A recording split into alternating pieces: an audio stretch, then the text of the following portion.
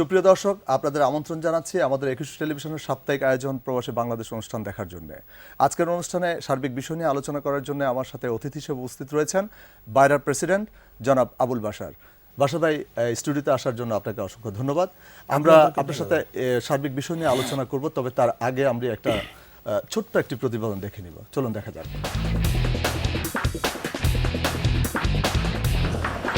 একটু ভালো থাকার আশায় দেশ ছেড়ে বিদেশে পাড়ি জমিয়েছিলেন নরসিংদীর কাঠমিস্ত্রি আব্দুর রশিদ। সংসারের অভাব দূর করার প্রলোভন দেখিয়ে গেল ২৭শে মার্চ মালয়েশিয়াগামী ট্রলারে তাকে তুলে দেয় দালালরা।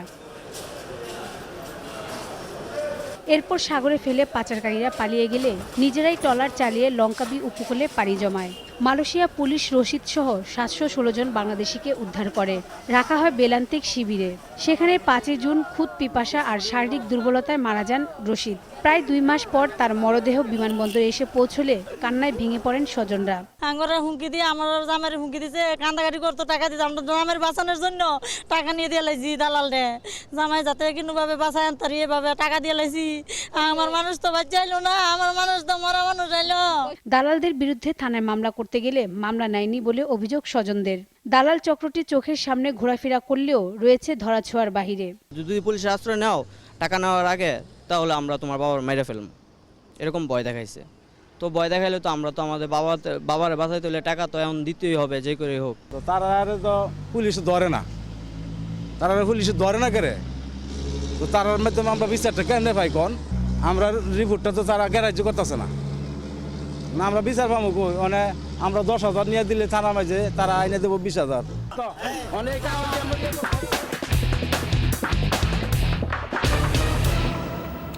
বাশার ভাই, এই যে আমরা আপনি দেখলেন প্রতিবেদনটিতে, তো আমরা কন্টিনিউয়াস কিন্তু প্রত্যেকটি টেলিভিশন চ্যানেলে এবং পত্রপত্রিকাতে এই যে অ্যাওয়ারনেস, মানুষকে সচেতন করার জন্য যে প্রোগ্রামগুলো করেছে দালালের মাধ্যমে যেন না হয়, সরকার থেকে বলা হয়েছে। তারপর এই যে তারপরও যে যাচ্ছে, আসলে আপনারা তো ট্রাভেল এজেন্সির যে সংগঠন রয়েছে বাইরা, তো সেই বাইরার প্রেসিডেন্ট হিসেবে আপনাদের কি কোনো উদ্যোগ রয়েছে যে এগুলো প্রতিরোধ করার জন্য, যে মানব পাচার প্রতিরোধে আপনাদের কি কি উদ্যোগ রয়েছে? ধন্যবাদ আপনাকে। যেমন আপনারা আপনাদের মিডিয়ার মাধ্যমে প্রচারণায় গ্রামগঞ্জে অনেকে সচেতন হয়েছে। আমরা আমাদের বাইরে, আমরা ট্রাভেল এজেন্সি না, যারা রিক্রুটিং এজেন্সি, আমরা যারা রিক্রুটিং এজেন্সি ব্যবসা করি, আমরা বৈধভাবে লোক পাঠাই। কেন এতে যারা বৈধভাবে যায়, অবৈধভাবে লোক গেলে বৈধটাকে বাধাগ্রস্ত করে। সেক্ষেত্রে আমরা একটা সাংবাদিক সম্মেলন করে সকল দেশের সকল জনগণকে আমরা এই সতর্কীকরণ করেছি। আপনাদের মিডিয়া এবং প্রিন্ট মিডিয়াকে আমরা চিঠির মাধ্যমে এই প্রচারণার জন্য বলেছি। প্লাস আমরা পত্রিকায় কিন্তু বিজ্ঞপ্তি আকারে এই অবৈধভাবে বিদেশের লোক না যাওয়ার জন্য আমরা কিন্তু পত্রিকায় বিজ্ঞপ্তি পর্যন্ত দিয়েছি। আমরা আমাদের পক্ষ থেকে আমরা আমাদের যে সমস্ত সহকর্মী ভাইয়েরা কাজ করে আমাদের সাথে, তাদেরকেও আমাদের অনুরোধ করা ছিল, তোমরা গ্রামেগঞ্জে যারা আছে যেন অবৈধভাবে না যায়। কারা পাঠায় এটা তো হয়তো আমাদের জানার বিষয় না, কিন্তু না যায় সে বিষয়ে তোমরা একটু লক্ষ্য রাখো। আর আমরাও সরকারকে অনুরোধ করেছি যেন এই অবৈধভাবে যারা যাচ্ছে তাদেরকে বন্ধ করা এবং যারা এটার সাথে জড়িত তাদেরকে ধরে শাস্তিমূলক ব্যবস্থা দেওয়া। কারণ এতে শুধু আমাদের জনশক্তি রপ্তানির ভাবমূর্তি ক্ষুণ্ণ হচ্ছে না, ক্ষুণ্ণ হচ্ছে দেশের রাষ্ট্রের। সেজন্য আমরা এই সতর্কীকরণ বিজ্ঞপ্তি আপনাদের পাশাপাশি আমরাও দিয়েছি। আচ্ছা, আপনাদের এখন আমরা যেটা জানি যে ২০১৩ সালে প্রবাসী বাংলাদেশের অর্থাৎ মালয়েশিয়াতে আমাদের বাংলাদেশ থেকে অনেক লোক রিক্রুট করার কথা, শ্রমিক হিসেবে নিয়ে যাবে। তো সেই জায়গাটাতে আমরা জানি যে আগামী ৯ই আগস্টে মালয়েশিয়ার প্রতিনিধি আসছে এটাকে কনফার্ম করার জন্য। তো এর আগে বিভিন্ন রিক্রুট এজেন্সিগুলো গ্রামে গঞ্জে দালাল লাগিয়ে দিয়েছে, তাদেরকে ২ লাখ, কারো কাছে ৩ লাখ আমরা অভিযোগ পাই। তো এই ব্যাপারে আপনাদের বাইরের উদ্যোগ কি আছে আসলে এগুলোকে ঠেকানোর জন্য? আমরা এর মধ্যে মাননীয় মন্ত্রী সহ সচিব মহোদয়ের সাথে আমরা এই মালয়েশিয়া বিষয়টা নিয়ে অনেকবার আমরাও কিন্তু বৈঠক করেছি। এই বৈঠকে আমরা একটা জিনিস, এখনও মালয়েশিয়ার সরকারের পক্ষ থেকে আমাদের কাছে বা আমাদের মন্ত্রণালয়ের কাছে কোনো একটা দিক নির্দেশনা আসে নাই যে আমরা এই পদ্ধতিতে লোকটা যাব নিবে বা আমাদের এই কাজটা এভাবে হবে। ওরা 9 তারিখে আসার পরে আমরা বুঝতে পারবো কোন পদ্ধতিতে লোকটা যাবে, আদৌ কাজটা হবে কিনা। তারপরে যাইয়া হয়তো এই ভিসা প্রসেসের প্রশ্ন আসবে।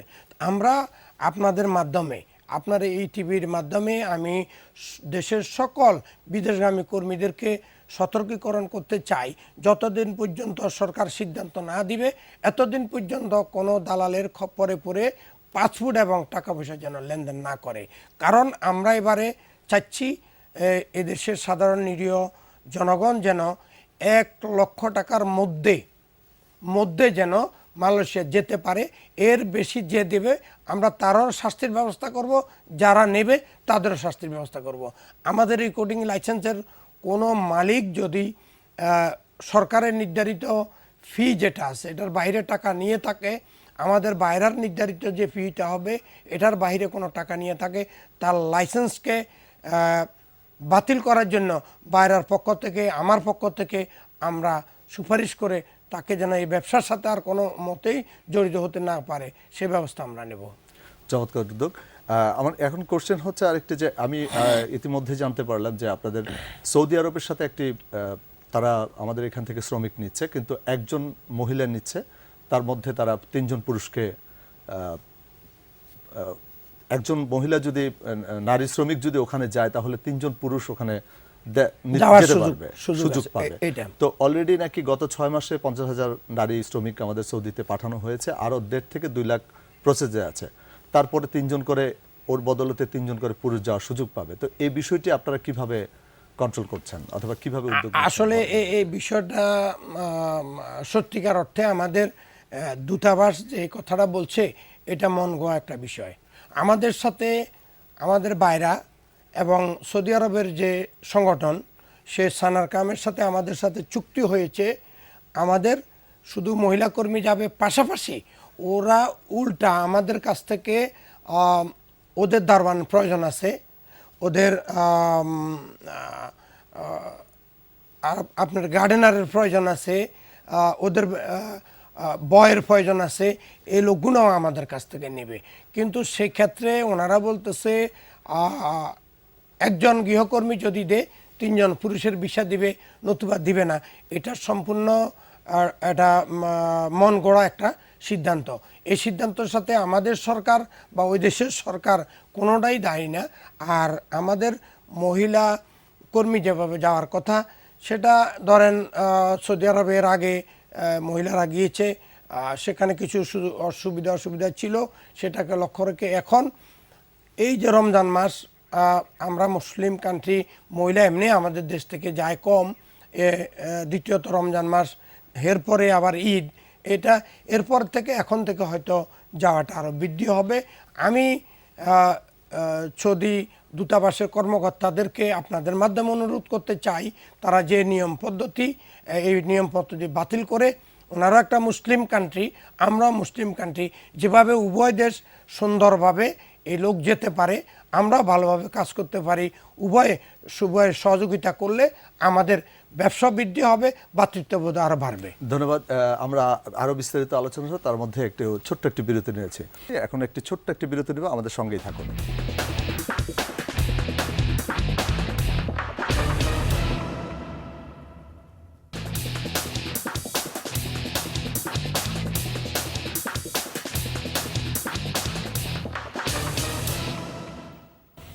দর্শক, আবারও আমন্ত্রণ জানাচ্ছি আপনাদের আমাদের 21 টেলিভিশনের সাপ্তাহিক আয়োজন প্রবাসী বাংলাদেশ অনুষ্ঠান দেখার জন্য। আজকে আমাদের সাথে আলোচনায় রয়েছেন বাইরার প্রেসিডেন্ট মোহাম্মদ আবুল বাশার। বাশার ভাই, আমরা আবারও আলোচনায় আসছি। আমরা একটু আগে যে আলোচনাটা আমরা করেছিলাম সেটা হচ্ছে যে মধ্যপ্রাচ্যে অথবা মালয়েশিয়াতে যে মানব পাচারের যে বিষয়টি, সেই বিষয় নিয়ে আপনি কথা বলেছেন। তো আসলে এই যে মানব পাচারের বিষয়গুলোতে কি আপনার কি মনে হয় যে রিক্রুটিং এজেন্সিগুলো তাদের কাছ থেকে বেশি টাকা নিচ্ছে, এই কারণে মানব পাচারের আরো উদ্বুদ্ধ হচ্ছে? এটা সঠিক না। আপনার হলো মানব পাচাররা যে পরিমাণ টাকা নিচ্ছে, রিক্রুটিং এজেন্সি কিন্তু আরো কম টাকা নিচ্ছে। মানব পাচার যারা করছে তারা বলতেছে তুমি 20,000 টাকা দিলে যেতে পারবা, কিন্তু মাঝপথে নিয়ে, আমি একটু আগে আপনার এখানে চিত্রটা যেটা দেখলাম, এখানে বলছে যে মাঝপথে নিয়ে সে কী করতেছে, আটক করে তার আত্মীয় স্বজনের কাছে টেলিফোন করে 3 লক্ষ টাকা 5 লক্ষ টাকা দাবি করছে। আপনার এই যে মালয়েশিয়া যেতে আমরা একদম শেষ মুহূর্তে যখন আমরা পাঠাই 2007 যখন পাঠাই তখনও 1,20,000 টাকা বা 1,30,000 টাকা গেছে। 3 লক্ষ টাকা দিয়ে কেউ যায় নাই, কিন্তু মানব পাচার 3 লাখ টাকায় হয়েছে, 3 লাখ টাকা হয়েছে। এখন আমরা কিন্তু সিদ্ধান্ত নিছি 1 লাখ টাকার মধ্যে মালয়েশিয়ার জন্য যেতে পারে। তাহলে এই মানব পাচার হলো একটা চক্র কাজ করছে। আমি মনে করি আমাদের এরা রাষ্ট্রের বিরুদ্ধে কাজ করছে, আমাদের দেশের প্রশাসনের বিরুদ্ধে কাজ করছে। একটা গোষ্ঠী এই কাজটা করাতে আমাদের দেশের ভাবমূর্তিটা ক্ষুণ্ণ করছে। এতে যদি সরকার সবসময়ের জন্য সজাগ থাকে, প্রশাসন যদি সজাগ থাকে, দেশের প্রতি আন্তরিকতা থাকে, তাহলে এই মানব পাচার কখনো যেতে পারবে না। এবং সরকার মনিটরিং করুক, আমাদের রিক্রুটিং এজেন্সি যেন বেশি টাকা না নিতে পারে, তাহলে হয়ে যায়। চমৎকার। আচ্ছা বাসা ভাই, আমরা সবসময় দেখছি যে বিদেশের মাটিতে যখন আমরা বাংলাদেশের শ্রম বাজার বলতে বুঝি শ্রমিকদেরকে পাঠানোর চেষ্টা করি। জি। তো আসলে আমাদের দেশে তো এখন যেমন ঢাকা বিশ্ববিদ্যালয় রয়েছে, বুয়েট রয়েছে, সেখানেও কিন্তু দক্ষ শ্রমিক তৈরি হয়েছে এবং আমাদের এখানে অনেক ব্রিলিয়েন্ট স্টুডেন্টও রয়েছে যারা পড়াশোনা শেষ করে ভালো পর্যায়ে আছেন। তো আসলে আমাদের সবসময় আমরা চিন্তা করি যে শ্রম বাজার বলতে আমরা মধ্যপ্রাচ্য, মালয়েশিয়া এগুলোতে বুঝে, কিন্তু ইউরোপের এই শ্রম বাজারটা আমরা কেন ধরতে পারছি না? এই ব্যাপারে কি আপনারা সরকারের পাশাপাশি আপনাদের বাইরে থেকে কোনো উদ্যোগ আছে কিনা? এটা আমরা ইউরোপ আমেরিকা যেটা আছে এটাতে লোক পাঠাইতে আমাদের কোনো আপত্তি নেই। আমাদের যে লোকগুলো আমরা অ্যাকচুয়ালি মধ্যপ্রাচ্য, মালয়েশিয়া থেকে শুরু করে এটাতে পাঠাই, এই লোকগুলো আপনারা দেখেন যাদের টাকায় দেশটা পরিচালিত হচ্ছে, এরা হলো একদম অশিক্ষিত এবং আধা শিক্ষিত, অদক্ষ। আমরা এখন দক্ষ করার জন্য আমরা 70 থেকে 75টা ট্রেনিং সেন্টার আমাদের বাইরের পক্ষ থেকে আছে, রিক্রুটিং ভাইদের আছে, সরকারেরও 70-75টা ট্রেনিং ইনস্টিটিউট আছে। এটার থেকে দক্ষ করে আমরা এখন কিছু পাঠাতে পাচ্ছি, যার কারণে আমাদের রেমিটেন্সের হার এখন 26 বিলিয়নে পৌঁছেছে। যারা মিডল ইস্টের বাইরে যাবে এদের প্রয়োজন হলো, এরাও যাচ্ছে, এটা সংখ্যা একদম কম। আমরা ওখানে কিন্তু এই শ্রমিকগুলোর প্রয়োজন নেই, ওখানে মিল ফ্যাক্টরি, কারখানা বা ক্লিনিং প্রয়োজন নাই, ওখানে নিজের কাজ নিজে করে। সেক্ষেত্রে এখানে দরকার আছে ডাক্তার, নার্স, আপনার হলো সফটওয়্যার ইঞ্জিনিয়ার। সেগুলা কিন্তু আমাদের বাংলাদেশ থেকে যারা একদম অভিজ্ঞ বা যারা ওখানে লেখাপড়া করতে যাচ্ছে সেখানে তাদেরকে রেখে দিচ্ছে এবং এখান থেকে ইন্টারনেটের মাধ্যমে আবেদন করে যাওয়ার সুযোগ আছে এই দক্ষ লোকগুনারে। এর বাইরে যারা একদম শিক্ষিত লোক ওখানে যে কাজ করবে এই সুযোগ কিন্তু তারা নাই। আপনারা কি উদ্যোগ নিয়ে কি সেই শ্রম বাজারটা তৈরি করতে পারছেন কি ইউরোপের মধ্যে? যেটা ওখানে ইউরোপে আমি আগে বলেছি, অশিক্ষিত বা আধা শিক্ষিত এই শ্রমিকদের জন্য ওখানে শ্রমবাজার উন্মুক্ত নয়। ওখানে এই শ্রমবাজার শ্রমিকদের কর্ম কিন্তু নাই। ওখানে অনলি ফর যারা একদম শিক্ষিত, হাইলি কোয়ালিফাইড এবং সফটওয়্যার ইঞ্জিনিয়ার, ডাক্তার, নার্স, ওই সমস্ত লোকের স্থান ওখানে আছে। ওরা বাংলাদেশে এতে উদ্যোগটা নিতে হবে। আমাদের যে দূতাবাস এখানে কাজ করছে, দূতাবাসের কর্মকর্তা কর্মচারী যারা আছে আমাদের পররাষ্ট্র মন্ত্রণালয় সহ, ওনারা যদি মনে করেন না বাংলাদেশের বেকারত্ব দূর করা প্রয়োজন, আমাদের ফরেন কারেন্সি আর্ন করা প্রয়োজন, তাহলে রাষ্ট্রের খাতিলে দেশের স্বার্থটা রক্ষা করার জন্য যদি ওনারা নিজেদের স্বার্থ বাদ দিয়ে এটা করে, তাহলে ওখানে এই শিক্ষিত সমাজের স্থান ওখানে করা সম্ভব। ধন্যবাদ। আরেকটি প্রশ্ন হচ্ছে বাসর ভাই, যেটা যে রিক্রুটিং এজেন্সিগুলো যারা এখান থেকে শ্রমিকদেরকে পাঠিয়ে দেওয়ার পরে তারা কিন্তু আর কোনো খোঁজ নিচ্ছে না। তারা অ্যাকচুয়ালি যে কোম্পানিতে পাঠাচ্ছে, সেখানে মালয়েশিয়া হোক অথবা মধ্যপ্রাচ্যে হোক, সেখান থেকে তাদের যদি চাকরি চলে যায়, চাকরিচ্যুত হওয়ার পরে কিন্তু তারা অন্য কোনো কোম্পানিতে যদি যায় তাদেরকে থেকে পাসপোর্ট রেখে দেয়, আমরা যেটা শুনেছি। তারপর তাদেরকে কম হারে বেতন দেওয়া হয় এবং বেশি পরিশ্রম করানো হয়। তো এই যে রিক্রুট এজেন্সি তাদেরকে পাঠিয়েছিল, রিক্রুটিং এজেন্সিদের দায়িত্ব কি নেই যে তাদের খোঁজ নেওয়া, অথবা পরবর্তীতে কোনো কেউ যদি মারা যায় তাদেরকে আনাটা অনেক হ্যাসেল হয়ে যায়? তো আসলে আপনাদের এই বাইরের যে সংগঠন রয়েছে সেখান থেকে কি কোনো উদ্যোগ আছে কিনা ভবিষ্যতে? আমাদের এখান থেকে যে লোকগুলো আমাদের রিক্রুটিং এজেন্সির সদস্যরা পাঠাচ্ছে, এটা আমাদের সরকারের প্রতিটা লোকের নাম থেকে শুরু করে সকল কিছু, কোম্পানির নাম থেকে শুরু করে সকল কিছু এখানে ডাটাবেসে এন্ট্রি হচ্ছে। প্লাস তার সকল কিছু এখন বর্তমান আমাদের সরকার বায়োমেট্রিক পদ্ধতিতে ডাটাবেস, ওই যে স্মার্ট কার্ডের পদ্ধতি করছে। স্মার্ট কার্ডে সকল কিছু আছে। আমরা লোকটা পাঠানোর পরে আমাদের সাথে কোম্পানির সাথে একটা চুক্তি থাকে, 3 মাস পর্যন্ত আমরা লোকগুনার দেখাশোনার দায়িত্ব, মানে ওখানে যদি সে কাজ না করে ফেরত আসতে হলে টিকেটের আমরা দিতে হবে। লোকগুনা যেন 3 মাস পরে কিন্তু আমরা আমাদের দায়িত্ব আর ওখানে থাকে না। এগ্রিমেন্টটা কপিটা আমরা কিন্তু আমরা যখন অনুমোদন নিই সরকার থেকে, এটা কপিটা কিন্তু আমরা এখানে দিয়ে থাকি। আমরা ধরেন হাজার হাজার লোক পাঠালাম, হাজার হাজার লোকের তো আমরা সকল কিছু দায়িত্ব বহন করতে পারবো না। এখানে কোম্পানিরও দোষ থাকতে পারে। একটা ওয়ার্কার যাচ্ছে, সকল ওয়ার্কার যে একদম সৎভাবে কাজ করার ইচ্ছায় যাচ্ছে তা তো না। সে নিজের ইচ্ছায় এখান থেকে চলে যাচ্ছে, সেই লোকটার দায়িত্ব তো আমাদের পক্ষে নেওয়া সম্ভব না। আমরা 3 মাস পর্যন্ত নিতে পারি।